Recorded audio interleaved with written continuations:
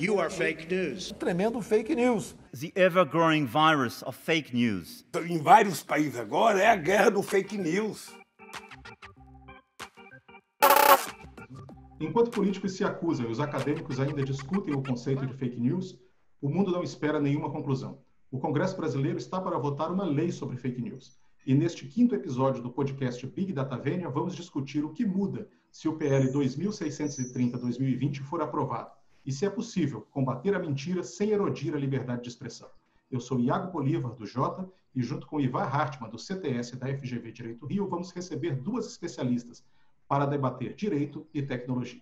Também neste episódio, teremos a sessão Será que Pega?, onde vamos discutir a tecnologia que ia mudar o mundo, o blockchain.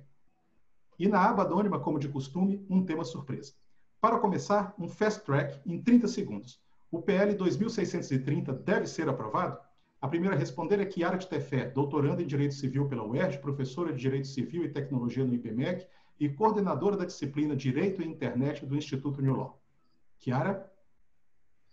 Obrigada. Ivar e Iago, muito obrigada pelo convite. É uma honra enorme debater com vocês e com a Clara, que é uma amiga muito querida. Sobre a sua questão, eu entendo que, da forma como o projeto se encontra, não me parece uma boa oportunidade nesse momento. É necessário um maior debate sobre as disposições desse PL, porque é um PL que busca transparência, mas traz várias questões no que tange à liberdade de expressão e à proteção de dados pessoais.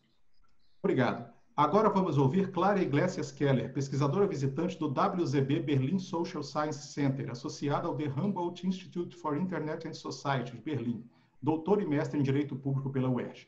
E então, o PL 2630 deve ser aprovado? Oi, Iago, Ivar, obrigada pelo convite. É um prazer estar aqui com vocês, com a Chiara. Eu acho que a gente precisa de um PL, a gente precisa de uma lei que regule transparência e responsabilidade para as plataformas digitais. Esse PL já evoluiu bastante, né? Já esteve muito mais complicado, mas eu ainda tenho preocupações em relação a alguns dispositivos específicos, em especial a como eles vão ser implementados de uma forma eficiente e que respeite os direitos fundamentais. E eu acho que a gente precisa de tempo para debater esses dispositivos ainda. Obrigado. E depois de ouvir nossas preclaras convidadas, é a vez do Ivar Hartmann, doutor, mestre, coordenador do CTS e co-apresentador aqui do Big Data Vênia, que foi um dos convidados da Câmara dos Deputados para discutir o PL. 30 segundos, Ivar. Olha, o plano A é frear a tramitação. O assunto é complexo demais e já tramitou rápido demais no Senado para a gente ter a aprovação e a decisão sobre isso na Câmara em poucas semanas. Agora, a sociedade civil tem que estar preparada e ter um plano B. Em termos de plano B, existem sim coisas muito problemáticas, embora talvez não tão ruins quanto algumas pessoas falem, mas ao mesmo tempo tem, na atual versão, pontos muito positivos. Então a gente tem que ver o que dá para salvar. A principal crítica a qualquer projeto de regulação do que se fala, do que se publica, são possíveis riscos à liberdade de expressão. Os defensores do projeto tentam dizer que não é assim, que esse projeto não trata do conteúdo do que se diz, mas trata da máquina, da automatização, dos sistemas, dos anúncios, de quem ganha dinheiro com isso. Até que ponto a leitura do texto da lei confirma isso, Clara? Olha, Iago, primeiro a gente precisa se libertar um pouco dessa separação entre regulação de liberdade de expressão e censura, né? A regulação da liberdade de expressão, ela é um processo esperado numa democracia, né? A liberdade de expressão não é um direito absoluto, ela precisa ser ponderada com outros direitos e até dentro dela mesma, às vezes podem ter situações conflitantes, porque a liberdade de expressão ela tem uma dimensão subjetiva, né, do direito de cada indivíduo de se manifestar, e uma dimensão objetiva, né, coletiva, que se refere mais à manutenção de uma esfera pública de debate a que todos tenham acesso, plural. Então, no fim das contas, qualquer lei que venha regular a liberdade de expressão, ela vai estar muito dependente, a legitimidade dela vai estar muito dependente de um exercício de proporcionalidade, né? De um lado, a gente vai ter o que essa lei quer combater e do outro, quais os instrumentos que ela está usando para combater isso. Então, isso posto, em relação à desinformação especificamente, eu costumo identificar as estratégias que tentam combatê-la em 3 grupos diferentes. Aquelas que focam em conteúdo, né? A gente tem criminalização de discurso, medidas que põem filtros de conteúdo, né, que são muito falhos. No segundo grupo, eu falo das medidas de proteção a dados. Aí a gente tem todas as leis que protegem dados, a forma como eles são coletados, usados, eventuais disposições que proíbam o uso de dados para microdirecionamento de conteúdo político. E no terceiro grupo, eu coloco as regulações de estrutura, que são as regulações do modelo de negócio das plataformas. Né? Elas não visam o discurso diretamente, elas regulam as plataformas. É o que o Balkin, né, aquele professor de Yale muito famoso sobre liberdade de expressão, chama de New Speech School.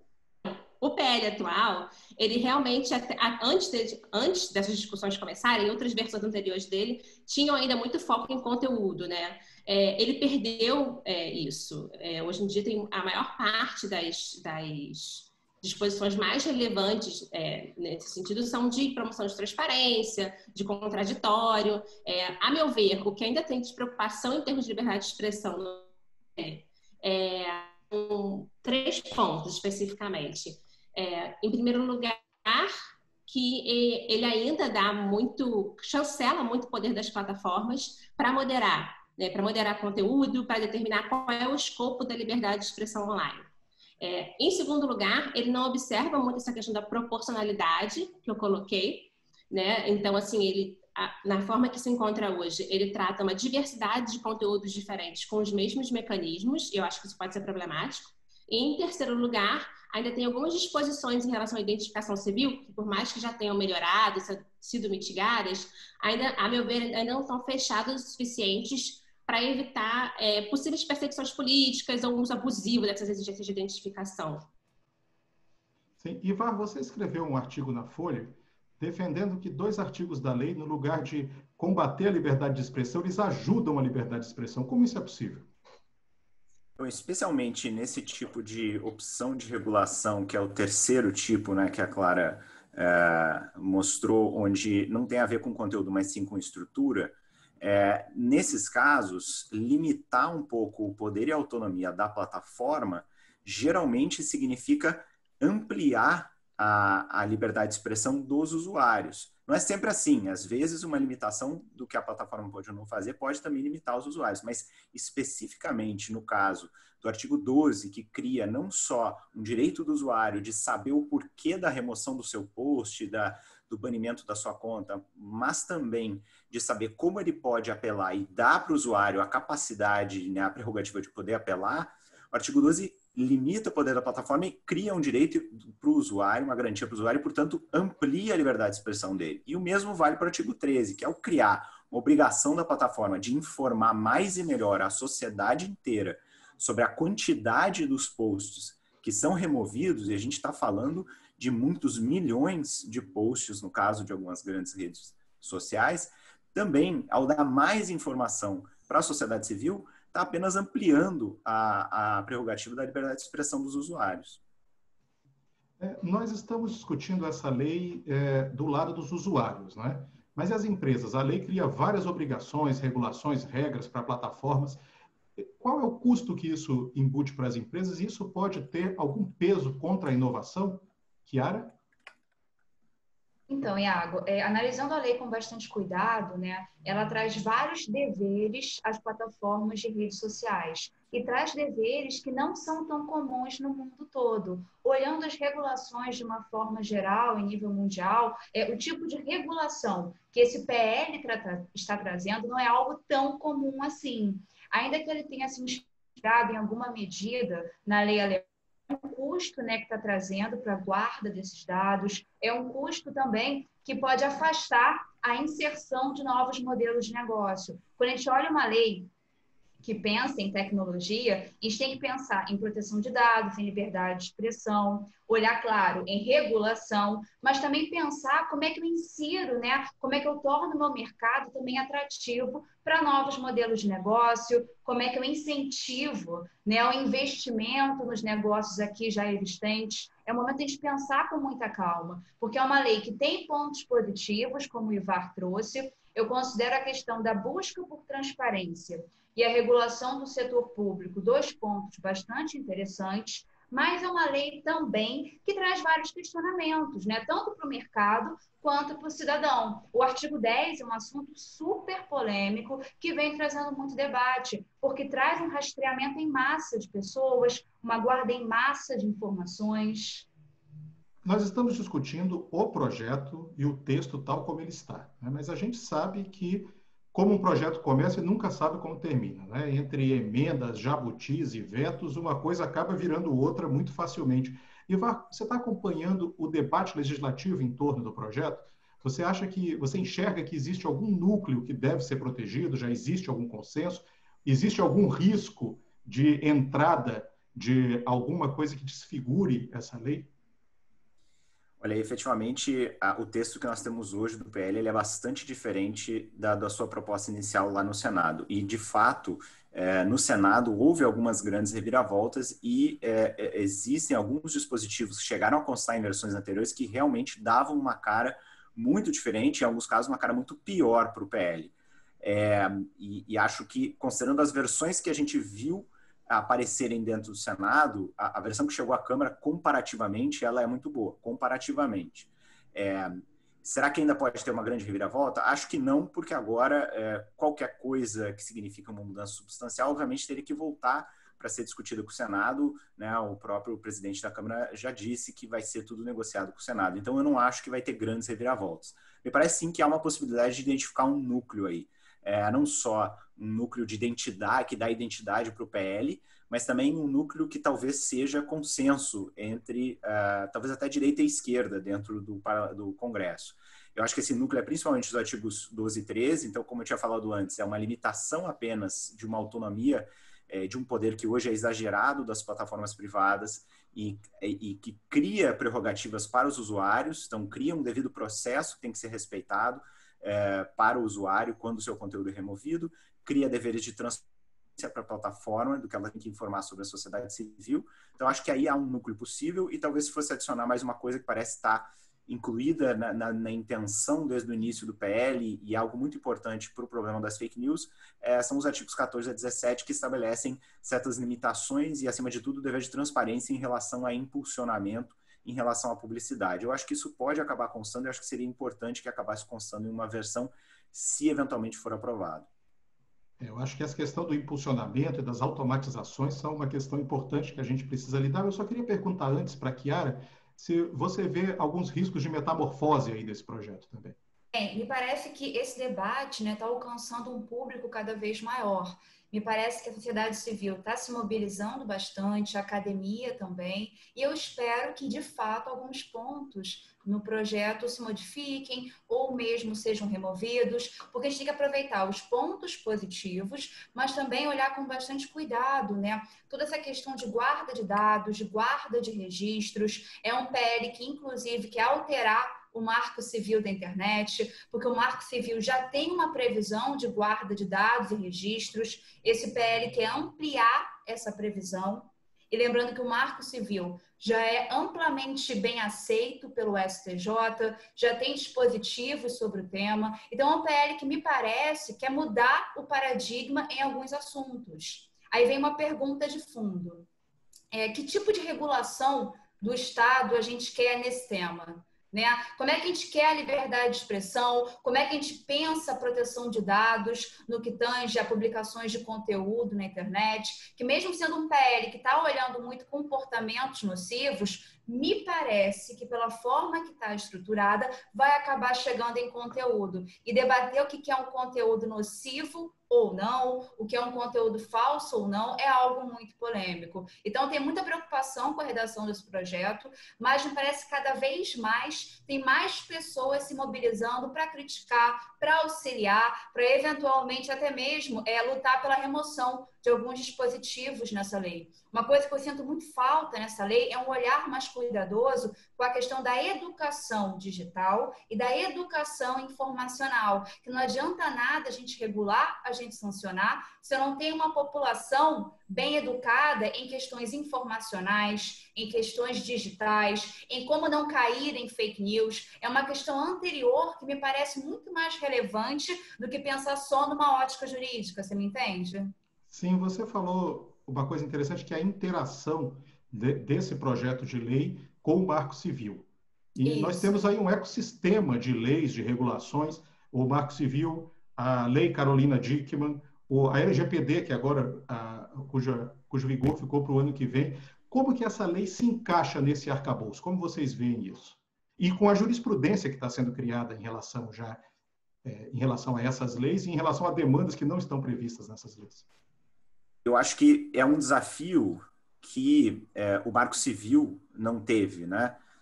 Porque não havia, durante todo aquele bom e positivo debate do Marco Civil, não havia esse desafio de como compatibilizar essa nova lei que estava sendo discutida, esse novo estatuto, com importantes, quase microcosmos regulatórios já prévios.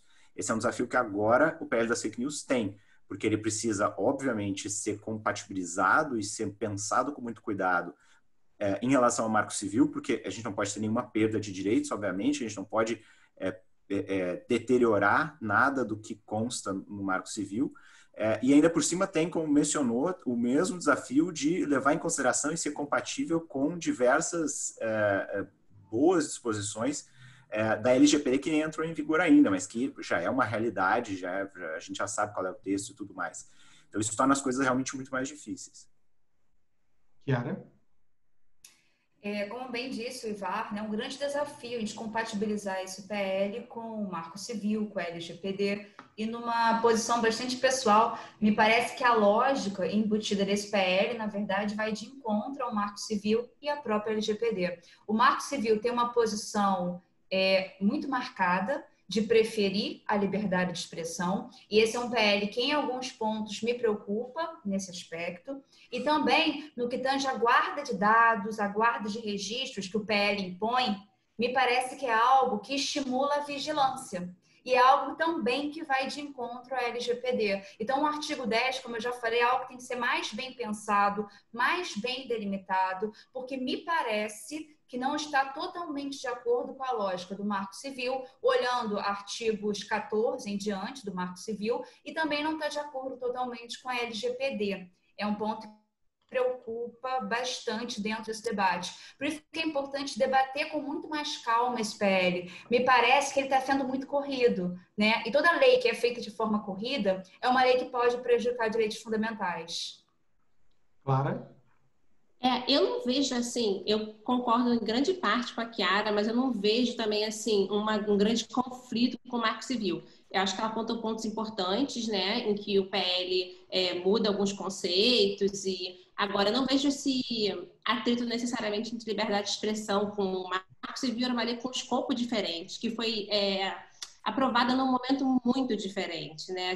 Tanto que o Marco Civil, alguns autores entendem que ele faz parte de um movimento teórico que eles chamam de constitucionalismo digital, né? Porque ele tem aquela cara de carta de direitos, assim, quais são os princípios da internet brasileira, né? Quais são os objetivos da regulação da internet brasileira, tem muitas disposições assim basilares, né, de como a internet deve funcionar, como se fosse uma constituição da internet.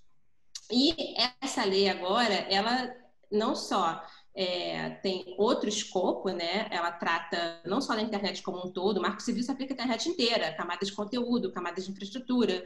Essa lei está falando basicamente de plataformas digitais, é uma coisa bem segmentada, e nem todas as plataformas, porque em teoria a gente tem um bando de outros aplicativos que não são cobertos por essa lei, né? A gente está falando de redes sociais e de aplicativos de mensageria, né? Então ela é bem mais específica e ela fala também ao momento histórico, sabe? E, recentemente, desde os escândalos aí do Edward Snowden e muito, muito em razão das campanhas de desinformação em massa a partir do ano de 2016, a gente vê um momento aí em que os estados tomam de volta para si essa função de regular a internet, né, e principalmente as plataformas digitais, que tiveram aí uma participação estratégica nessas campanhas de desinformação que vem inspirando esse movimento. Tanto que a gente tem uma expressão que algumas pessoas usam, alguns técnicos, muita gente não gosta, mas é a techlash, né, que é a mistura do backlash com a tecnologia. Então, para mim, essa lei, e não é uma coisa só no Brasil, né? Ela reflete esse momento. É isso que eu queria perguntar para você também. Né? Toda vez que o Congresso brasileiro começa a fazer alguma lei diferente, já dizem que é uma jabuticaba brasileira. Né? E muitas vezes não é uma jabuticaba, é um BlackBerry, é um kiwi, alguma coisa que está sendo aclimatada aqui. Como que essa lei brasileira se encaixa nessas leis que estão sendo feitas pelo mundo? Eu sei que a França está fazendo uma, a Alemanha tem uma legislação sobre isso. Sim, sim. Aqui na Europa já tem alguns autores que se referem a esse momento como um shift from liability to responsibility. Né? A gente não tem uma tradução ideal disso para o português, mas a ideia de que a liability é associada à responsabilidade civil, né? Aquela obrigação de reparação por dano, e a responsibility a uma responsabilidade inerente ao modelo de negócio. Né? Reflete esse momento, né? Que é presente principalmente em experiências europeias, e eu ouso dizer que em algum grau também na experiência estadunidense, que sempre teve um regime de responsabilidade bem permissível, né, no artigo lá 230 deles, e que recentemente vem sendo questionado por motivos talvez não ideais, né? O Trump emitiu aí uma executive order depois que o Twitter bloqueou o conteúdo dele, mas enfim, até lá a gente já vê alguns questionamentos sobre esses regimes. Em relação ao que está no texto da lei hoje em dia, a gente tem muita inspiração da experiência aqui, os relatórios de transparência, apesar de terem um escopo diferente da nossa lei, eles foram adotados inicialmente na lei alemã, né? A gente tem também as obrigações de processamento de denúncias com contraditório, etc., também inspirado em outras experiências, mas realmente a forma como a lei está organizada e a diversidade de dispositivos muito complexos em si que ela traz é inédita para mim, tá? E principalmente a regulação de mensageria, né? Eu não conheço ainda né? E inclusive se alguém achar me manda, que eu estou curiosa, mas uma experiência de regulação assim de mensageria privada. Isso é muito delicado, né? Esses limites entre a comunicação de massa e a comunicação privada, né? Como a gente vai operacionalizar isso? Para não dizer que eu não vi nada, eu vi um estudo de Amsterdã dizendo que a regulação de telemarketing para SMS poderia se aplicar para o WhatsApp. Mas só para vocês verem que realmente essa é uma questão bem delicada e eu vejo como uma inovação da nossa lei.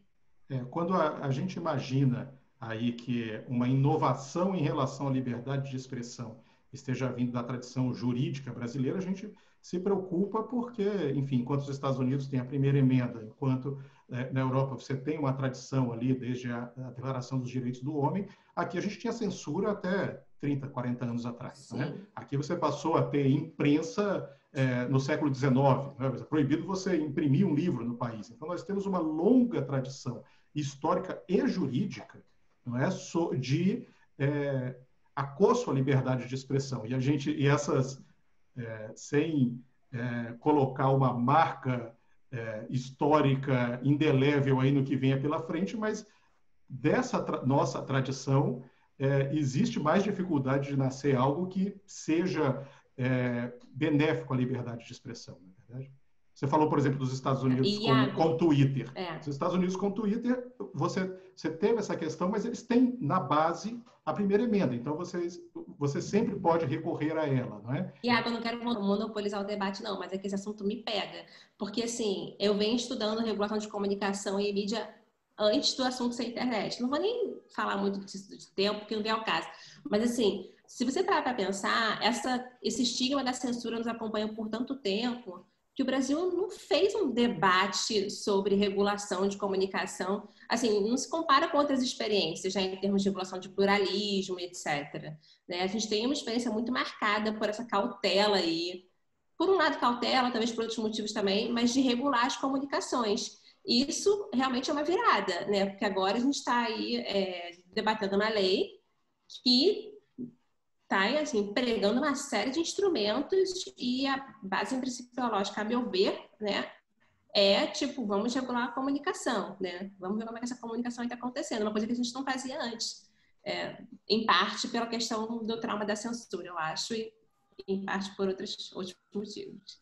E falando sobre essa questão do trauma da censura, Ivar, e aí eu já peço que você adicione, já comente, né, na falta de lei e numa tradição de ter leis e menos jurisprudência como a nossa, na falta de uma lei que regule isso, a gente tem recorrido em várias instâncias à Lei de Segurança Nacional nesse momento.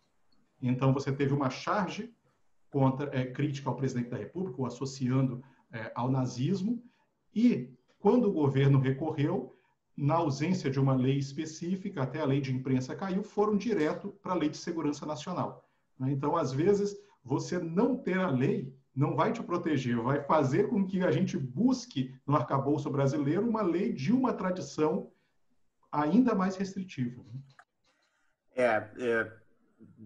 Dá para conectar facilmente a adição que eu queria fazer em relação ao que a Clara falou com esse outro problema que está descrevendo, e eu concordo com a descrição, né? O que eu queria adicionar é que a Clara mencionou em termos de regulação das telecomunicações, havia uma cautela, né? A gente talvez não tenha visto um excesso de regulação em telecomunicações no Brasil, mas essa cautela, para mim, foi muito, nos últimos 30, 40 anos, muito menos relacionada com uma preocupação com a liberdade de expressão, e sim relacionada com interesses poderosos de famílias e de políticos ligados à propriedade de meios de comunicação em massa. Então, se houve cautela, eu acho que de fato houve, ela também não era nem pela razão adequada. E eu diria que isso anda em paralelo com um trabalho do judiciário no Brasil que também não é muito bom em termos de liberdade de expressão. Eu tenho feito alguns estudos quantitativos sobre o que acontece na primeira instância, o que acontece no Supremo, e quando a gente olha o quantitativo, ao invés de escolher arbitrariamente a decisão que a gente quer sobre liberdade de expressão, que, né, o jurista geralmente vai lá e quer fazer um estudo de jurisprudência, ele escolhe arbitrariamente aquela decisão que está de acordo com a tese que ele já tinha. Mas quando a gente faz estudos quantitativos sobre liberdade de expressão no nosso judiciário, a performance não é muito boa, não. A gente tem principalmente dois problemas ainda em termos de tradição no Brasil no que diz respeito à liberdade de expressão. Um primeiro grande problema é que a gente acha que a imagem da pessoa, a honra da pessoa, ela é construída só pelas manifestações positivas que são feitas no debate público sobre essa pessoa. Que, de alguma forma, as manifestações negativas feitas no debate público sobre aquela pessoa não fazem parte, que devem ser proibidas e que o debate tem que ser chapa branca. E o judiciário brasileiro, infelizmente, tem muitas vezes sido responsável por garantir e forçar um debate chapa branca. E um segundo aspecto que diz respeito a isso que eu tinha mencionado antes é essa questão de achar que as instituições têm honra e que ao criticar uma pessoa que ocupa um cargo numa instituição, eu estou de alguma forma atacando a instituição necessariamente, ou eu estou prejudicando a honra da instituição. Isso é profundamente errado, especialmente, não só, mas especialmente quando se trata de instituições públicas. E, Chiara, um dos aspectos que tem se discutido muito é o anonimato, né? A Constituição brasileira, normalmente, e a tradição até brasileira, que se encapsula na Constituição atual, ela garante a liberdade de expressão vedado o anonimato. E, a partir disso, aparecem sempre iniciativas de, não, tudo bem, você tem a liberdade de falar o que você quiser, desde que essa sua conta esteja ligada a um CPF, mesmo que você use aí um pseudônimo, esteja ligado a um CPF. Como você vê isso? Então, geralmente a regulação trabalha o seguinte, você tem direito de se manifestar desde que você esteja identificado, ou seja, identificável, né? Até na última resolução do TSE foi utilizada essa expressão, sujeito identificado ou identificável. Para que serve a guarda de dados e registros? Para eu justamente conseguir identificar quem foi a pessoa que manifestou aquela expressão. Então, a liberdade de expressão ela é protegida desde que, por algum caminho, seja possível, de fato, eu entender quem expressou aquele conteúdo. É por isso que existe a guarda de dados, a guarda de registros, e isso já está positivado no Marco Civil da Internet.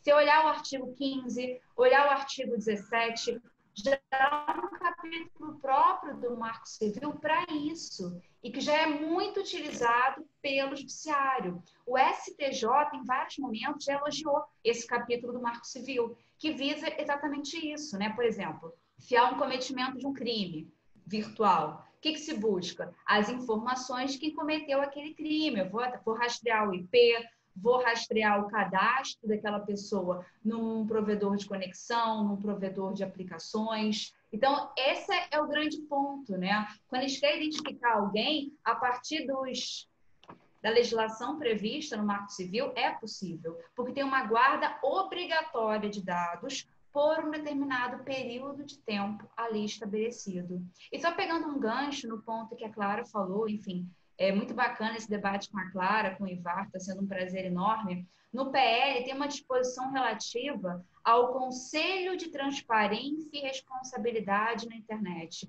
que é um outro ponto que me preocupa bastante, quando a gente pensa em regulação? Porque, sem dúvidas, um conselho como esse vai entrar em conteúdo, né? Como é que vai ser a composição desse conselho? Qual vai ser o poderio desse conselho? Eu acho que é um outro ponto que falta de colocar luz nesse debate. Trazendo para o dia a dia. Alguém publica uma mentira na rede social. Uma mentira não sobre alguém especificamente, uma mentira sobre a pandemia, uma mentira política. Essa pessoa que fez essa publicação no Facebook dela, no Twitter dela, ela está sob o perigo de ter uma pena nessa nova lei? Não. Ivar? Na minha interpretação do que consta hoje do texto da lei, não. Retornando à maneira como a Clara tinha lá no início explicado os tipos de ações de regulação, é o terceiro tipo, que tem praticamente só o terceiro tipo, é a estrutura. Está dizendo sobre transparência, está criando obrigações de transparência em relação também a impulsionamento, a publicidade, mas tem quase nada na atual versão que obrigue a plataforma, por exemplo, a tomar decisões com base em avaliação do mérito de uma manifestação de uma pessoa, quase nada ali, se há alguma coisa restou, depois que foi inclusive removido o conceito de desinformação, que foi uma ótima remoção, há quase nada sobre isso, e também há quase nada sobre penas. Eu não sei se dá para dizer que tem alguma imposição ou criação de uma pena para usuários. O que poderia dizer é que, ao criar certas obrigações de identificação, eu estou, sim, indiretamente dificultando o acesso. Isso sim, mas isso é diferente de dizer... Então, isso são problemas que hoje estão no texto PL, isso é verdade. Mas não há uma criação de uma sanção direta por algo que é diretamente ligado a algo que a pessoa falou. Isso não há hoje no PL. Aí entraria a tutela dos crimes contra a honra, né? Enfim, se eu publico algo difamando, injuriando alguém na internet, né, a partir dessa mentira, a outra parte que se sentiu lesada, em âmbito penal, pleitearia um dos crimes contra a honra, que é uma categoria muito criticada, inclusive na OEA. Eu sei que é um tema super polêmico que eu estou trazendo aqui, mas como advogada, pelo menos da parte, eu pensaria no aspecto penal um dos crimes contra a honra. No aspecto civil, ia pedir a remoção do conteúdo, ia buscar quem publicou a partir do marco civil da internet e também pedir uma concomitante indenização em âmbito civil, seria o caminho. Não me parece que esse PL esteja tratando exatamente sobre isso, né? Ele era muito comportamentos, pensando no ambiente eleitoral, divulgação de fake news, mas acaba entrando não só em divulgação de fake news, acaba entrando também na divulgação de vários conteúdos, né? Então, é uma lei que vai muito mais... Me parece que esse PL é muito mais do que um PL das fake news. É um PL que entra, na verdade, que versa em verdade em muitos outros temas, né? Buscando transparência, que é uma busca muito legítima. Só que a gente tem que pensar, a regulação agora dada é adequada para essa busca de transparência? Clara? Olha, em parte sim, em parte não. Eu acho que a gente já suscitou aqui na nossa conversa os pontos mais delicados, né, em termos de potenciais fontes para abusos.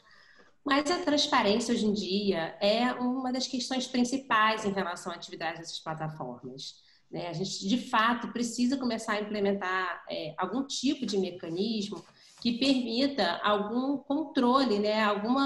Nem que seja a gente começar a ter informações, até para a gente poder medir essas propostas que volta e meia vem à baila e a gente, em algum nível, sempre fica muito limitado pela falta de informação. A gente não sabe exatamente o quanto se bloqueia, o quanto que a moderação de conteúdo derruba, né? Isso são informações que estão com as plataformas. E a gente só vai poder fazer políticas públicas consistentes e eficientes tendo essas informações, né? Então, eu acho super bem-vindas essas iniciativas e diria até que é uma boa prática em si mesma, em certo grau também, né? Independente do que vai ser feito com essas informações lá na frente.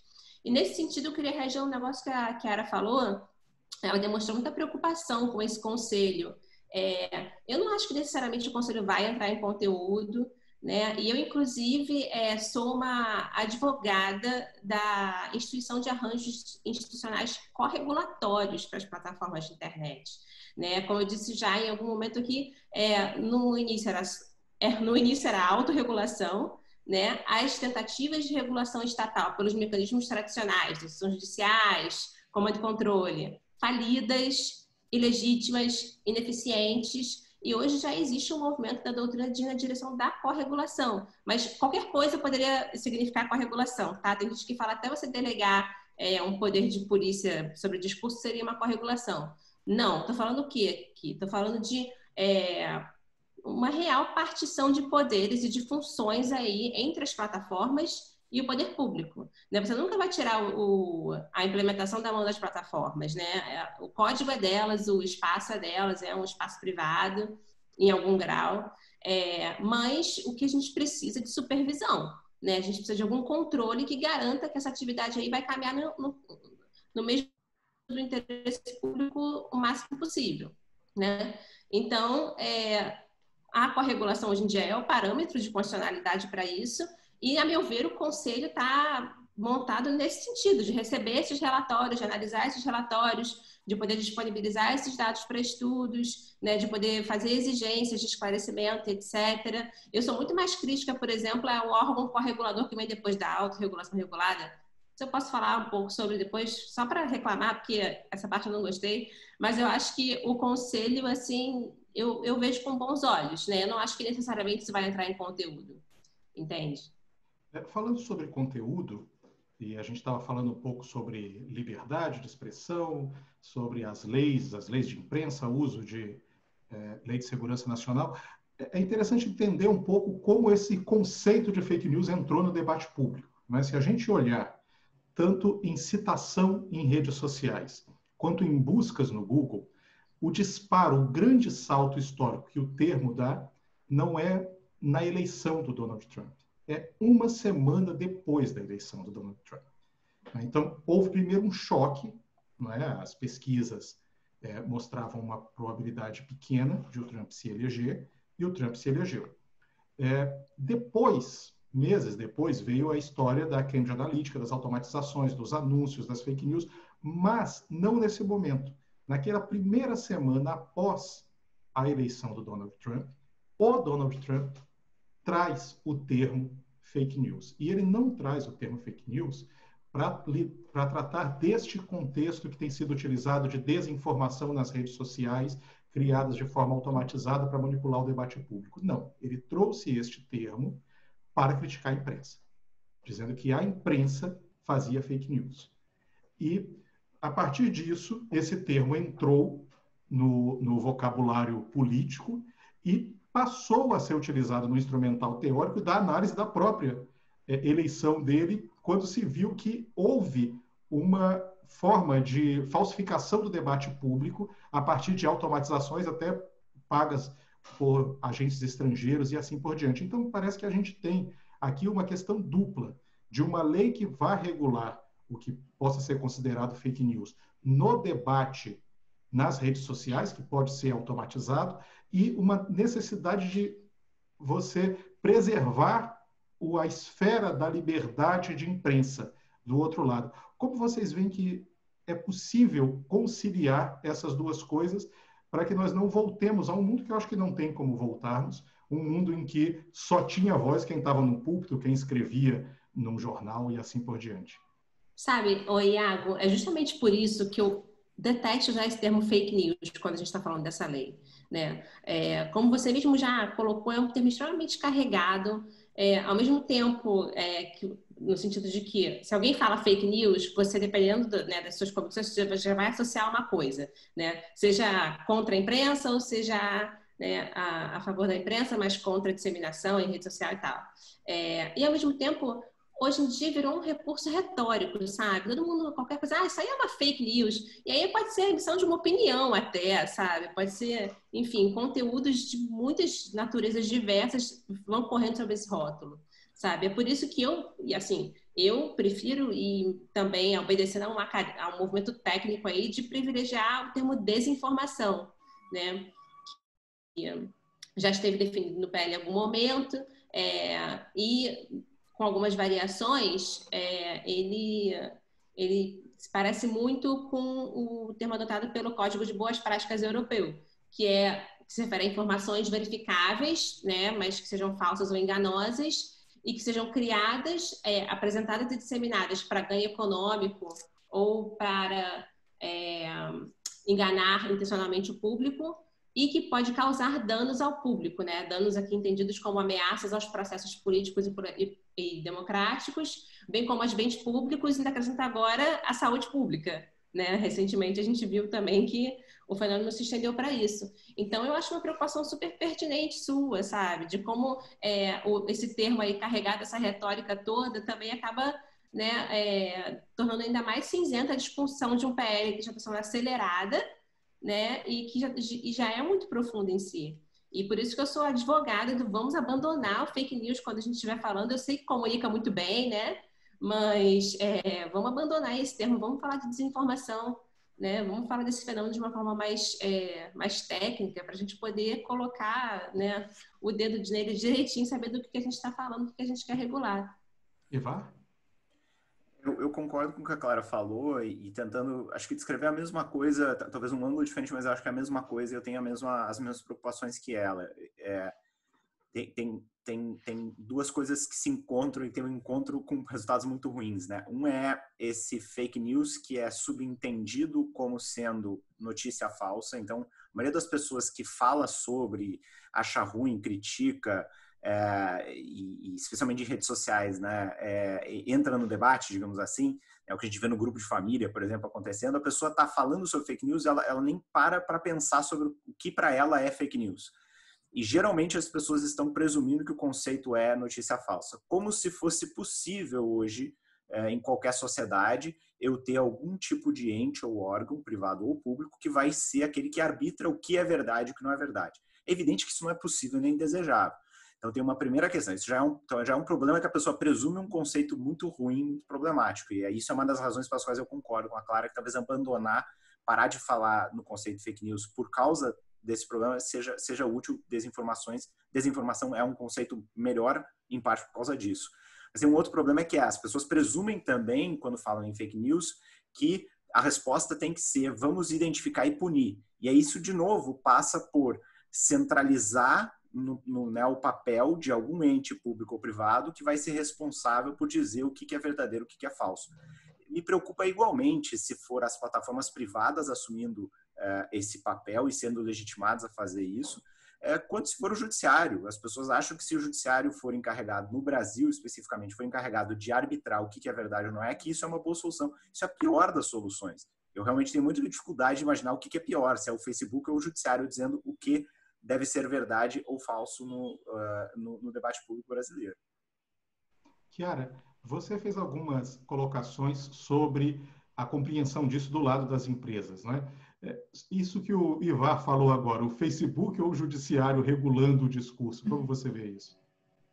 É um tema bastante delicado, né? É um tema que, na verdade, já foi em parte enfrentado pelo Marco Civil da Internet. Quando a gente pensa no artigo 19, que é o artigo de remoção de conteúdo, né? Como regra, um conteúdo só é removido de uma rede social só tem a obrigação de remover um dado conteúdo, havendo uma ordem judicial para tanto. Então, acabou que o Marco Civil, em alguma medida, colocou na mão do Poder Judiciário a avaliação se um conteúdo fica ou não na rede, se ele é nocivo ou não. E ele, por vezes, foi utilizado nas campanhas eleitorais, né, no ambiente eleitoral, para a remoção de conteúdo que versava sobre candidatos, que versava sobre questões de partidos, né? Já é um debate que está no cenário brasileiro. Colocar na mão exclusivamente das plataformas, eu acho algo bastante perigoso, porque a gente pode criar tribunais privados que vão ter interesses muito específicos, muitas vezes um viés econômico, um viés financeiro.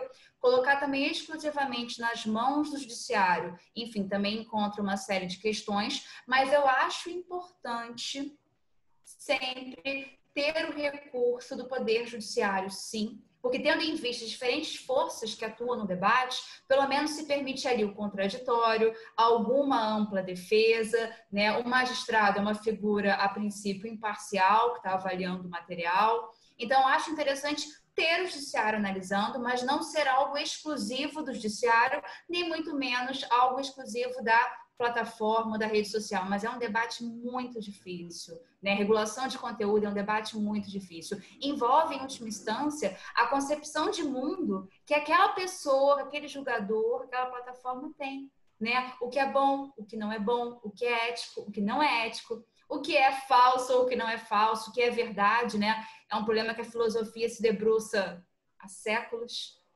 Então, é um debate muito delicado, como bem trazido até aqui. E pensar fake news, pensar a melhor definição para a questão da desordem informacional, da desinformação, é uma missão, é um trabalho muito importante, né, para a gente trazer mais qualidade ao debate. Mas eu tenho dificuldade em pensar em um conceito fechado, em um conceito exclusivo. Mas é algo, de fato, que tem que ser pensado com muito cuidado. Você falou algo interessante, né? Se a gente está discutindo o conceito de fake, a gente está discutindo o conceito de verdadeiro, do que é verdade, não é? A base da filosofia e da ciência moderna, né? A gente tem ali o Descartes, o Francis Bacon, que no ensaio ele começa com isso, né? Ele diz que Pilatos pergunta para Cristo o que é a verdade e sai da sala, não espera a resposta. E como ele não esperou a resposta, a gente fica aqui.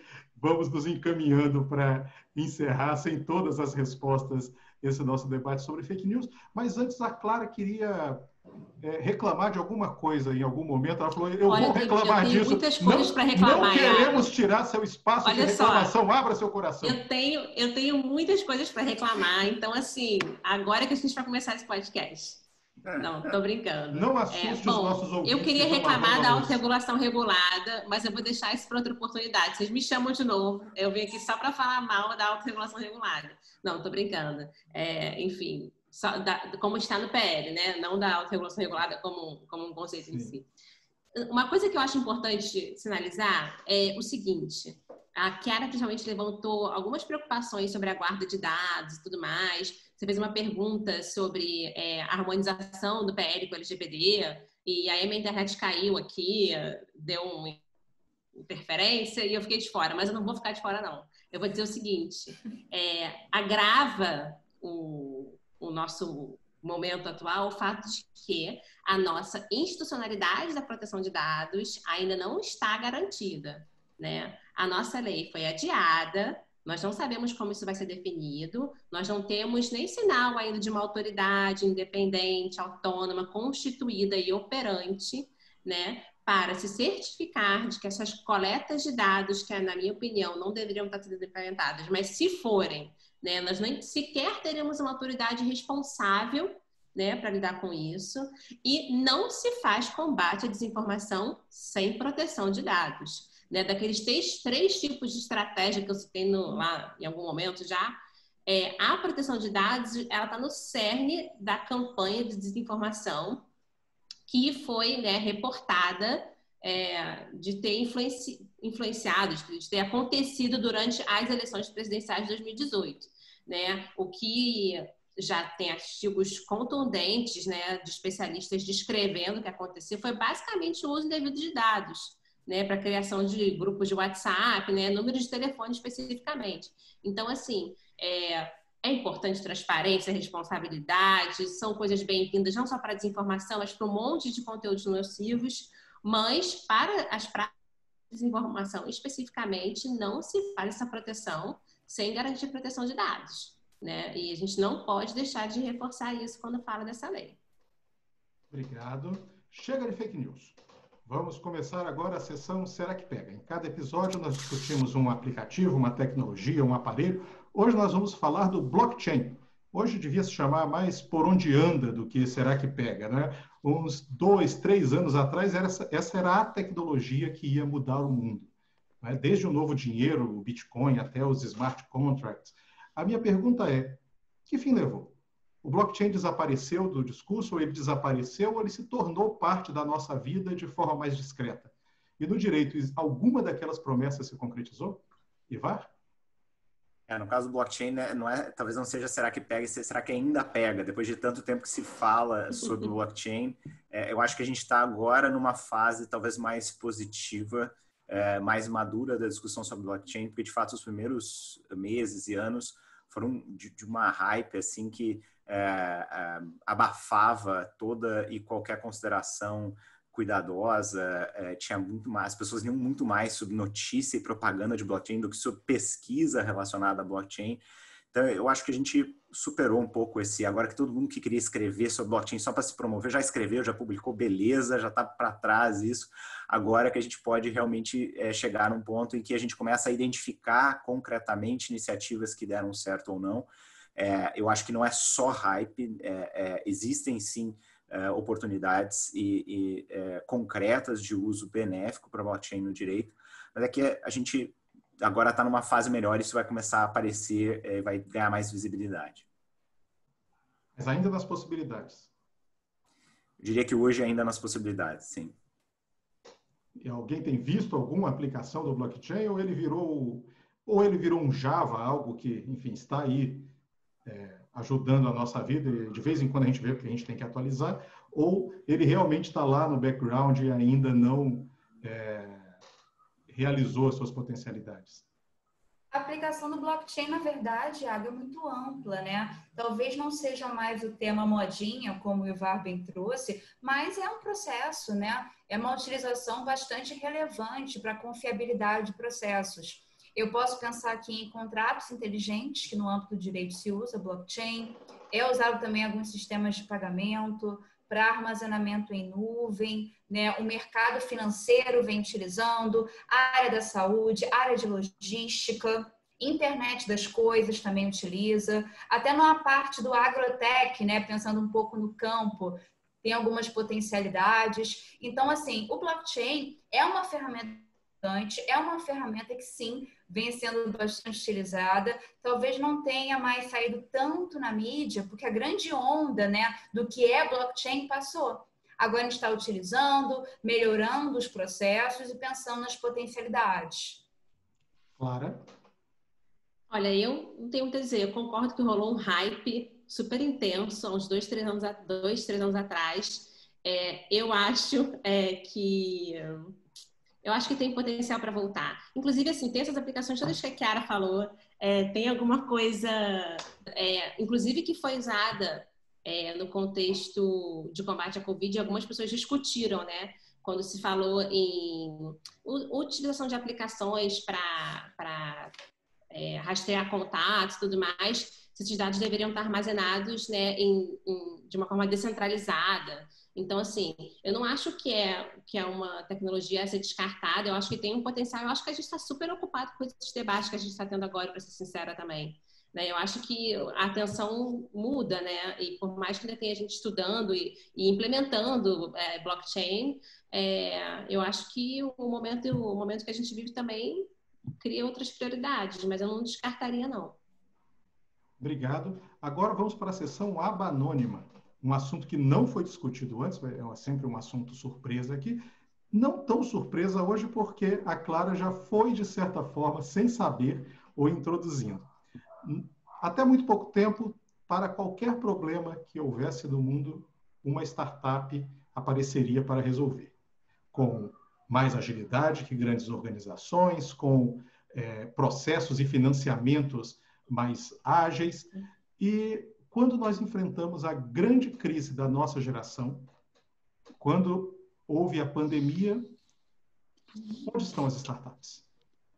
A gente está tendo a solução dos remédios e a solução das vacinas dos grandes laboratórios, os governos, que eram aquelas grandes estruturas ineficientes que precisavam de uma startup para fazer os governos andarem, os governos tomaram uma frente e fizeram a economia andar. Onde estão as startups na pandemia?